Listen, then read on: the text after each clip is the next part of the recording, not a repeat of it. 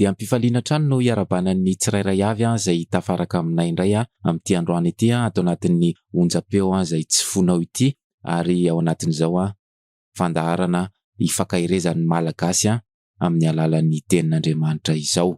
Naiza misy anao dia raiso ny arahaba tsy lany amamina ho mba ampiraritsoa ho an'ny fiainanao manokana, ho an'ny ankohonanao, ho an'ny firenena malagasy malalantsika ity. Mankasitraka indrindra tsy mahafoy an'izao fiarahana izao satria ampitombo ny fifankatiavantsika izao sady anatanteraka ny sitrapon'Andriamanitra ihany koa tsika amin'ilay baiko manao hoe aza mahafoy ny fiarahanareo mivavaka. Manantitra ny fisaorana, fankasitrahana sy fankantelemana ny ekipa rehetra amin'ity androany ity. Tsy miova ny firaritsoa fa isan'andro zahay dia tokony irarisoa ny malagasy rehetra ho feno ny herin'Andriamanitra hoentina mihazakazaka mba aharitra hatramin'ny farany ane ny vahoaka malagasy rehetra, ka rehefa tonga Jesosy dia ho raisiny ireo malagasy rehetra izay matahotra an'Andriamanitra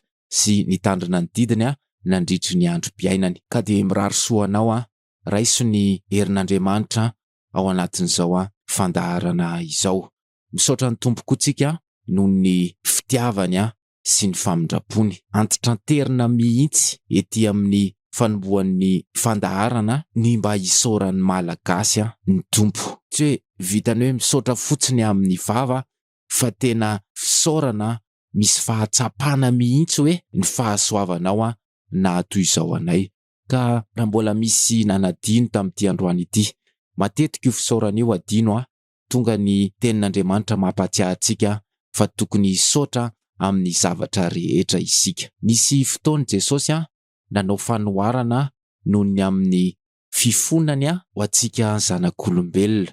Ao amin'ny Luka 7:19 dia nanao fanoharana izy momba ny hazo fihinam-boa anankiray avy-avim-bazaha ny anarany izay nandritry ny 3 taona dia tsy nahitana voa. Dia nasain'ny tompony ho kapaina izany hazo fihinam-boa izany, kanefa ozy ilay mpanamboatra ny tanim-boaloboka hoe eo amin'ny 15 amin'ny anaran'i Jesosy, fa ny mpanamboatra namalika nanao taminy hoe avelao ihany izy amin'ity taona ity mandra-piadiko ny manodidina azy ka asiako zezika, fa raha amoa izy dia tsara, fa raha tsy izany dia ho kapainao ihany. Tandindon'i Jesosy mifona ho antsika ty fanoharana nataony ity. Raha ny faharatsitsika dia efa tokony ho ringantsika, fa noho ny fifonan'i Jesosy isan'andro amin'izao faharatsitsika izao dia mbola nahazo tombony iray tsika androany. Dia misy malagasy ve hany sa izingizina fa tsy ilaina ny misaotra ny tompo? Misy malagasy ve hany mbola tsy resy lahatra fa noho ny fahasoavana na toy izao antsika dia tonga ty ny tenin'Andriamanitra amin'ity androany ity misaora ny tompo ianao. Tsy ny fananana, tsy ny voninahitra, tsy noho ny amintsika no na toy izao tsika na ny zavatra nataontsika sy ny faniritsika sy ny izay zavatra rehetra mombamomba ny fiainantsika, fa noho ny fahasoavany sy ny famindrapony dia ohatr'izao itsika. Ka izany mahatonga hoe ndao hisaotra ny tompo. Mila misaotra ny tompo mihitsy ny vahoaka malagasy amin'ny zavatra rehetra izay ataon'ny tompo amin'ny fiainany tsirairay. Eto ilay mila manakipy ny maso mihitsy tsy hijery ny à gauche à droite-nao rehefa misaotra ny tompo, fa manjary mahita ny zavatra ataon'ny olona, mahita ny zavatra ananan'ny olona, manjary mahita ny manodidina anao ianao dia misy saina miforona mba tsy hahatonga anao hisaotra ny tompo. Ny devoly koa manampy betsaka mihitsy raha misy olona anankiray manan-kevitra fa tsy tokony hisaotra ny tompo, dia manasa anao ary tsara mihitsy raha ohatra ka atomboka amin'ny fisaorana ny tompo era-po eran-tsaina ny fiaonantsika eto. Raha misy olona vao manaraka ny fandaharana dia izao fandaharana izao dia mitory ny lanitra. Efa tokony hikatsaka ny fanjakan'Andriamanitra ny malagasy amin'izao fotoana izao, mihoatra noho ny zavatra rehetra. Ny Baiboly dia milaza fa fankatsao aloha ny fanjakany sy ny fahamarinany dia hanampy anareo izany. Le hoe hanampy anareo dia omena anareo ny zavatra rehetra. Ka raha mbola hafahafa aminao ny anaraka an'izao fandaharana izao, mbola tsy fantatra na hoe inona marina no tena tombotsoa ho azon'ny olona anankiray ao anatin'izao fandaharan'izao de mitory an Jesosy fanantenana velona amin'ilay nitsanganany tamin'ny maty ka velona mandrakizay eo an-tanana ankavanan'Andriamanitra izy. Mila apatsiahivina isan'andro zany satria mamitaka be zao tontolo zao. Lasa mamirapiratra be zao tontolo zao jamban'izany ny mason'ny malagasy de adino ny fanjakan'ny lanitra. Mety mbola ho hafahafa, sarotra, vaovao be aminao zany hoe hikatsaka amin'ny fanjakan'ny lanitra zany. Na le fanjakan'ny lanitra ary mbola tsy mazava, tsy fantatra akory, de manasa anao ny ekipa rehetra amin'izao fotoana izao, manasa anao ny malagasy zay efa mpanaraka, tsy tapaka an'izao fandaharan'izao, tsy hitanao izy fa any amin'ny samy misy azy avy any fa efa nanao fotoana isaky ny amin'izao fotoana izao fa hifampahery amin'ny alalan'ity onjam-peo ty any malagasy. Meteza hiaraka aminay ho volavolain'ny tompo ho fenona ny hery sy ny fanahin'Andriamanitra ianao mba haritra hatramin'ny farany. Mialohan'ny anaovantsika ny fampianarana de ndao apetraka eo am-pelantanan'ny tompo izao fandaharan'izao ary ataovy ao anatin'izany koa ny fisaorana momba ny fifonana ho antsika. Misaotra ry mpanjaka noho ny tamin'ity androany ity indray.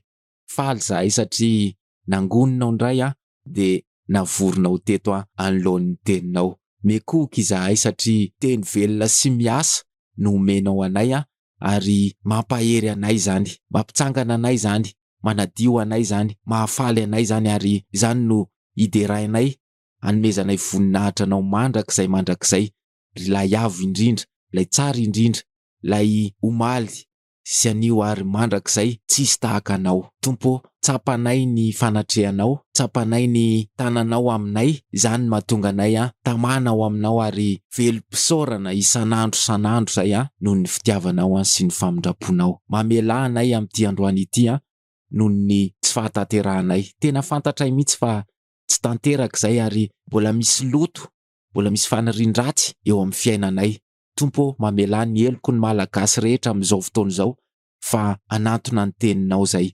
Dioviny tsirairay avy any misy azy avy any mba ho tena malagasy mpakatoa, malagasy ho mpanatanteraka ny teninao. Ampio zahay fa tsy mahavita na inona ary tsay amin'ny tsirairay avy ny herinao sy ny fanahinao masina mba hampiaiky fa tena mpanoty zahay ary mila famonjena, mila mibebaka amin'ity androany ity. Tompo, misaotra betsaka noho izao fotoana izao. Tsy afaka ny nanao ninina mihitsy zay raha tsy ny tananao noho ny tantana ka nahatonga anay menakavy tonga eto amin'izao fotoana izao. Ka de mekoka ny malagasy rehetra mangataka ny fanatrehanao, manatreha anay hatramin'ny voalohany ka hatramin'ny farany ry mpanjaka de rainay mandrakizay ny anaranao, amin'ny anaranao nanaovana izany vavaka izany, tsika rehetra na hoe amen. Ijery lohahevitra hafa anankiray indray ao anatin'ny baibolitsika amin'ity androany ity de ny amin'ny tahiry any an-danitra. Amaky tenin'Andriamanitra tsika ao amin'ny filazantsara nosoratan'ny Luka 12:17 amin'ny anaran'i Jesosy. Ary nisy anankiray teo amin'ny vahoaka nanao tamin'i Jesosy hoe: "Mpampianatra, teneno ny rahalahiko mba hizara lova amiko." Fa hoy Jesosy taminy: "Raha lehilahy, iza no nanendry aho mpitsara na mpizara ao aminareo?" Ary hoy izy tamin'ny olona: "Tandremo ka miarova tena mba tsy ho azon'ny fiaremana ianareo, fa ny ain'ny olona tsy miankina amin'ny habetsahan'ny zavatra ananany." Zay tenin'Andriamanitra zay aloha no vakitsika ity am-boalohany mba hampazava tsara ny fampianarana manaraka. Nisy lehilahy anankiray nitaraina tamin'i Jesosy hoe mba teneno ny rahalahiny mba hizara lova aminy. Tonga de nialy Jesosy, arozy Jesosy hoe: "Raha lehilahy, iza no nanendry ahy ho mpitsara na mpizara ao aminareo?" Tsy tiany Jesosy hitohitsony zay resaka zay de tonga izy de niala. De hozy izy tamin'ny olona hoe: "Tandremo ka miarova tena mba tsy ho azon'ny fiaremana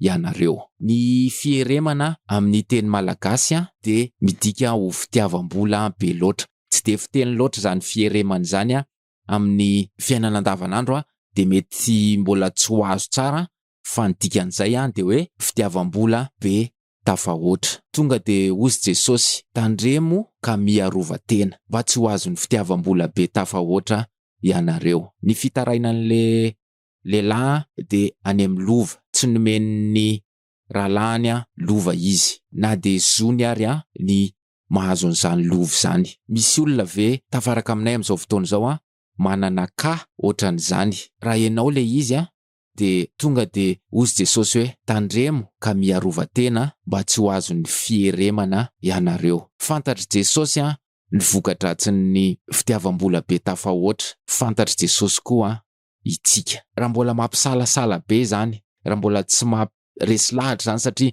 droanao ny mahazo lova de tonga tia ny tenin'Andriamanitra ampandahanao an'izany. Mila mangataka fahazava-tsaina amin'ny malagasy mba hahazahoana an'izany tenin'i Jesosy zany satria tsy maintsy amaly ty fisainantsika amin'ny mahanofy ty hoe lovako ve de tsy omena de mba mitaraina an' Jesosy de zany ny havalin'i Jesosy satria efa fantanitsika, satria efa fantany soitiny io. Raha tohizana zany io ady lova io de ifandramatra, ifamaly ny prala, etsona fokotany ampiakarina amin'ny pôlisy ampiakarina tribonaly de lasa mpifahavalo tanteraka ny prala noho ny amin'ny lova io. Fantatry Jesosy zany. Fantatry Jesosy ihany koa fa lasa any amin'ny lova ny fon'ny olona, lasa any amin'ny fitiavam-bola sy fitiavana fananana ny sain'ny olona de tsy ahafahan'ny olona itsony mikatsaka ny fanjakan'Andriamanitra. Rehefa apetraky ny olona any ny fisainany sy ny fony de maniry am'izay le hevi-diso hoe rehefa manana de mba metimety ny fiainana, rehefa manana kamarary de afaka mba mitsabo tena, rehefa manana de afaka atao varavarana vy ny trano asiana fefy atao mafy ny hidi-trano manamboatra coffre de afaka miaro ny ainy zany. Mitady vola be ny olona mba hiarovan'ny ainy mba asiana alarma na sécurité, mividy alika afaka miaro ny tanàna, manisy mpiambina de mitoy makany de ozy ny tenin'Andriamanitra hoe fa ny ain'ny olona tsy miankina amin'ny abetsahan'ny zavatra ananany. Tonga de nitsiny Jesosy zany zany hevi-diso rehetra ao anatin'ny fisainantsika zany. Tena misaina mihitsy tsika fa rehefa mba manam-bola de metimety ny fiainana de voaro ny aina. De tonga ny tenin'Andriamanitra am'izao fotoana zao manitsy ny hevi-diso rehetrarehetra ao amin'ny Lioka 2:12-15 vakiko aminao amin'ny anaran'i Jesosy. Aroa izy tamin'ny olona, tandremo ka miarova-tena mba tsy ho azon'ny fieremana ianareo fa ny ain'ny olona tsy miankina amin'ny abetsahan'ny zavatra ananany. Ndao hisaotra ny Tompo fa nazavainy amintsika ny mahadiso ny hevitritsika. Ndao hisaotra ny Tompo fa tena nomeny ny teny velona sy miasa ho antsika amin'ity androany ity. Raiso zao tenin'Andriamanitra zao azalana eo amin'ny vavanao, saintsaino andro manalina de ho hitanao ny fiasan'izany teny velona an'Andriamanitra izany. Ho tohizantsika ny famakinan'ny tenin'Andriamanitra eo amin'ny 9:20 amin'ny anaran'i Jesosy. Koa aza mitady izay hoaninareo na izay hosotronareo ianareo na manana fisainana misalasala. Fa ny firenena amin'izao tontolo izao de fatra-pitady izany rehetra izany fa ny rainareo mahalala fa tokony ho anareo zany zavatra izany. Kanefa katsao aloha ny fanjakan'Andriamanitra dia hanampy ho anareo izany zavatra rehetra izany. Aza matahotra ry ondry vitsy fa efa sitraky ny rainareo tokoa ny hanome anareo ny fanjakana. Amidio ny fanananareo ka manaova fiantrana, manaova kitapom-bola tsy mety ho tonta ho anareo de tahira ny an-danitra tsy mety ho lany izay tsy azo ny mpangalatra sady tsy misy kalalao manimba. 7:30 farany fa izay toeran'ny tahirinareo dia ho any koa ny fonareo. Mampirisika ny tenin'Andriamanitra mba hanao kitapom-bola tsy mety ho tonta ny malagasy. Ny tahiry de tahiry any an-danitra tsy mety ho lany. Misy fanahina be noho ny amin'ny ainy ny zanak'olombelona de tonga ny tenin'Andriamanitra manasitrana an'izany fanahiny zany, manala an'izany fanahiny zany amin'ity androany ity. Jesosy de manamaivana ny entantsika de tonga de ozy izy hoe aza mitady izay hoaninareo na izay hosotronareo. Tena misaotra ny Tompo mihitsy tsika satria efa betsaka le vesatra hoentintsika amin'izao fiainana izao de nesoriny ny momban'izay hoanina sy izay hosotrona. Raha olona ao anatin'ny fanahy mangetaeta ny katsaka ny fanjakan'Andriamanitra de faly satria miala zay aloha ny fitadiavana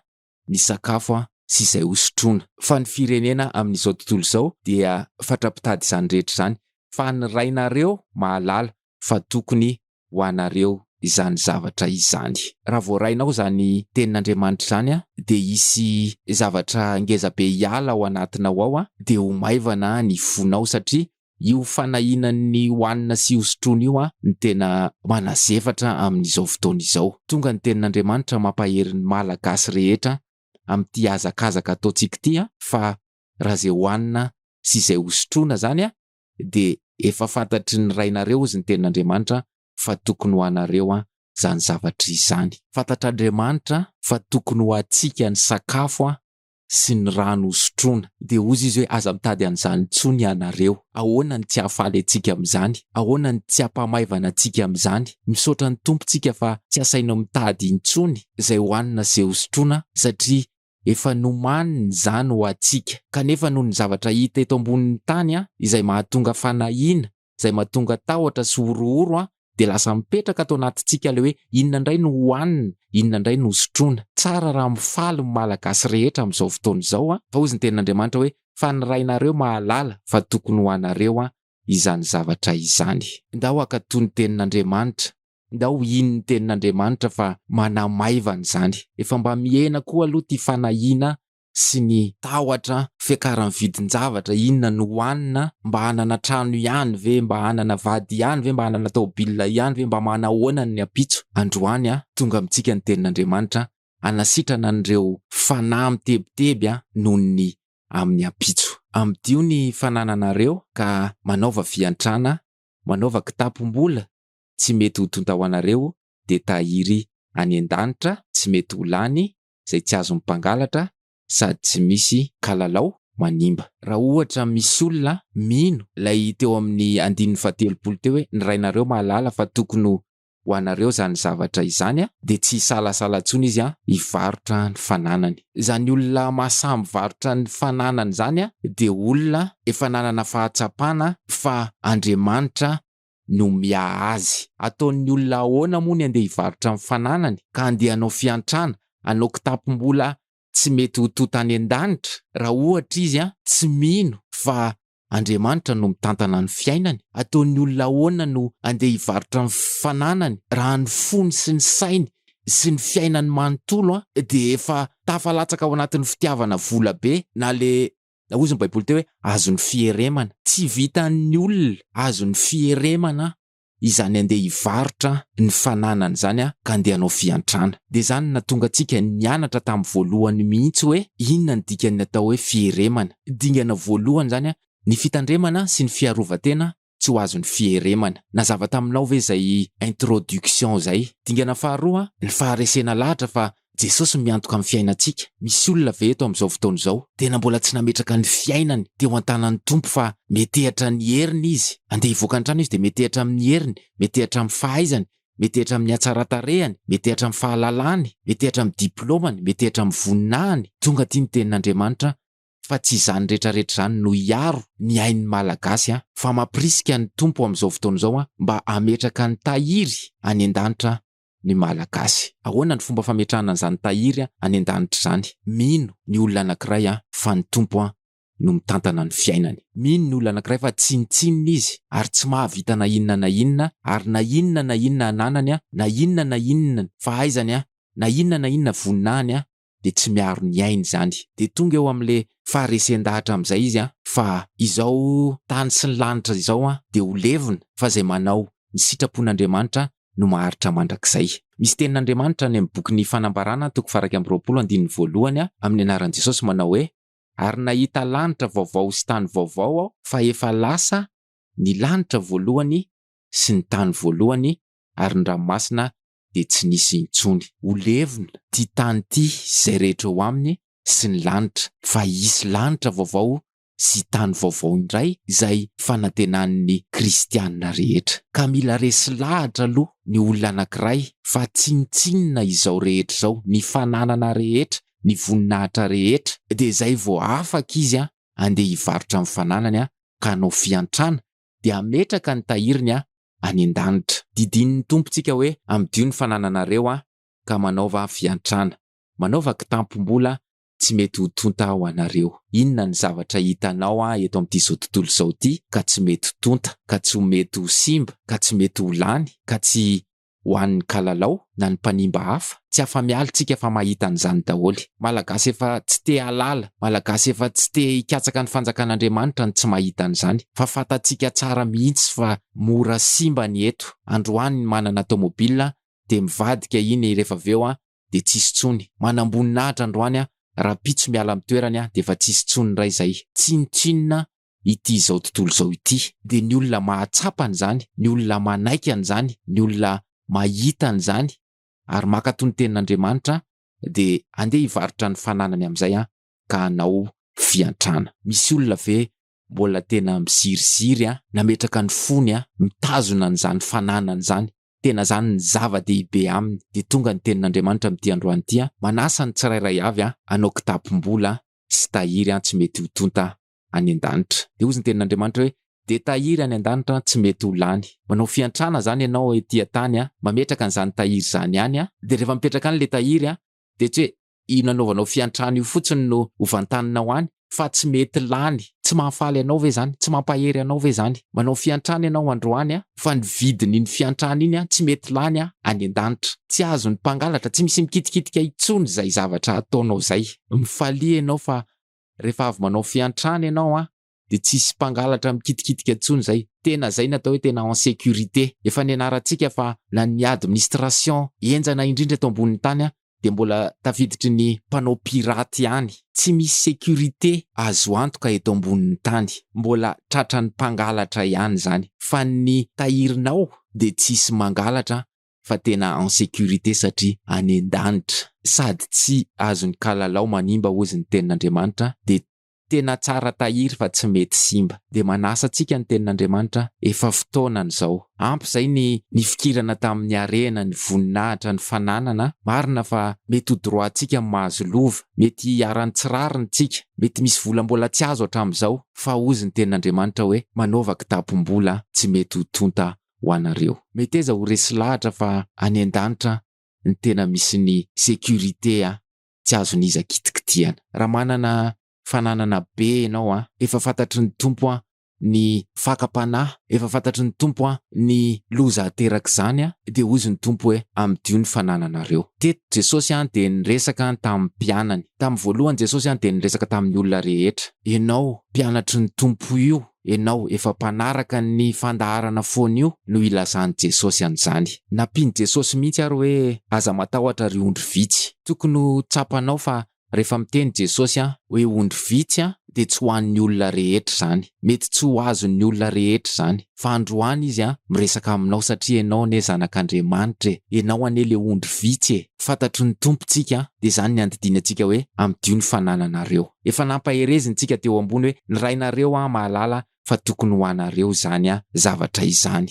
Tsapantsika kosa ane aloha fa ny tompo momba antsika. Fa tsy tian'ny tompontsika ho tia vola be loatra. Anana zavatra mihoatra noho ny efa zavatra iainantsika, efa mahasoa antsika. Matetika efa mba izao ny fiainantsika efa nitahin'ny tompontsika androany de mbola mitady be loatra. Tsy izany ny andidin Jesosy antsika fa ndaontsika hivarotra ny fananantsika de hanao fiantrana mba ho kitampom-bola, mba ho tahiry ho antsika zany any an-danitra. Averiko indray mandeha indray fa tsy mety lany le izy tsy azon'ny mpangalatra sady tsy misy kalalao manimba. Andiny ny fahaefatra amby telopolo farany fa izay toerany tahirinareo dia ho any koa ny fonareo. Ity tenin'Andriamanitra ity de teknika anankiray nomeny Jesosy antsika mba hafoizantsika an'izao tontolo zao. Mba hafoizantsika tanteraka an'ity fiainana eto tany ity. Raha mahafoy an'ity tsika de afaka mikatsaka ny fanjakan'ny lanitra. Fa raha mbola tsy mahafoy an'izao tontolo zao tsika de tsy afaka mikatsaka ny fanjakan'Andriamanitra. De zany nanomezan'i Jesosy an'izao fampianarana zao mba hafoizan'ny malagasy rehetra ny fananana, ny voninahitra sy izao hita rehetra zao satria ho potika sy ho levona zao tsy mahasoa antsika zao fa ndao hivarotra ny fananantsika de ametraka ny tahiry any an-danitra. Ndao apetraka eo am-pelantanan'ny tompo zany teny zany fa sao de alainy devoly. Jesosy misaotra betsaka noho ny amin'ny teninao satria fantatrao zay fa mifikitra amin'ny zay fanananay eto ambonin'ny tany. mikatsaka ny anana be foana, na de efa tonga ny fitahiana sy ny fanambinana sahaza mahasoa de mbola mitady foana zahay.